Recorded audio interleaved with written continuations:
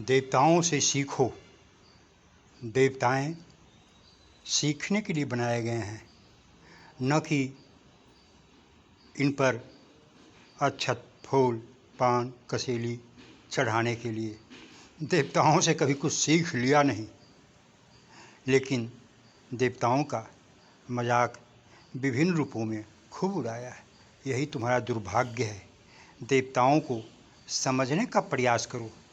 समझने के नाम पर उल्टी पुल्टी बातें बोलते हो। समझ नहीं पाते हो तो समझा क्या पाओगे। देवताओं का विरोध करते हो, मजाक उड़ाते हो। दोनों तरफ से लोग नास्तिक बनते हैं। जो देवताओं को पूजते हैं वे भी नास्तिक हैं, जो देवताओं को नहीं मानते वे भी नास्तिक हैं, क्योंकि दोनों के अंतर में विरोधाभास है।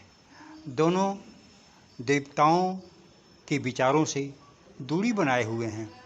एक देवता को मानते नहीं क्योंकि वे जानते नहीं, अपने अहंग को पुजवाने के लिए व्याकुल हो रहे हैं कि देवता सही नहीं है, मैं सही हूँ क्योंकि मैं देवताओं से ज़्यादा जानता हूँ। ऐसा ही नास्तिक लोग हल्ला किया करते हैं।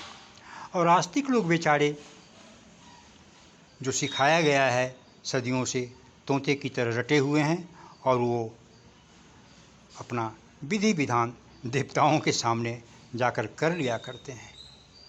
फिर अपने गलत कर्मों में मशगूल हो जाते हैं, मस्त हो जाते हैं।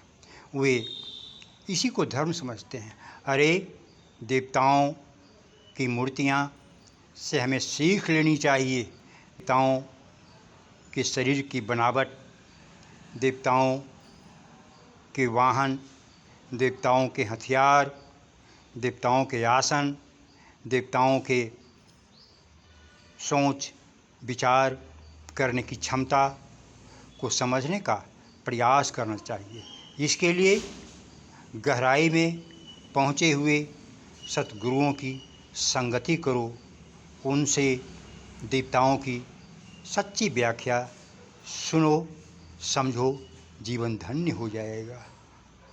इसी के लिए देवताओं की मूर्तियाँ बनाई गई थी कि तुम जब देवताओं के पास मंदिरों में जाओ तो वे देवता तुम्हें याद आ जाएंगे और उसके अनुसार जीवन जीने की कोशिश करोगे। जिसे जो देवता पसंद आते हैं वे उसे पूजते हैं, मानते हैं।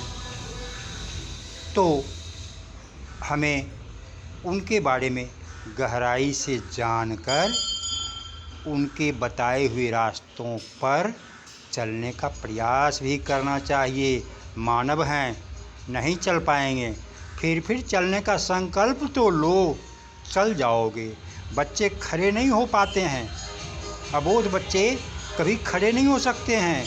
माता की गोद में जो बच्चे दुधमुहे हैं वे कभी खड़े होकर दौड़ नहीं सकते हैं, लेकिन एक समय आता है कि वे धीरे धीरे बड़े होते होते साल 2 साल में वो दौड़ना शुरू कर देते हैं।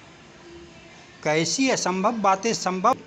तो क्या तुम देवताओं के बारे में सुनोगे, समझोगे, चलने का प्रयास करोगे?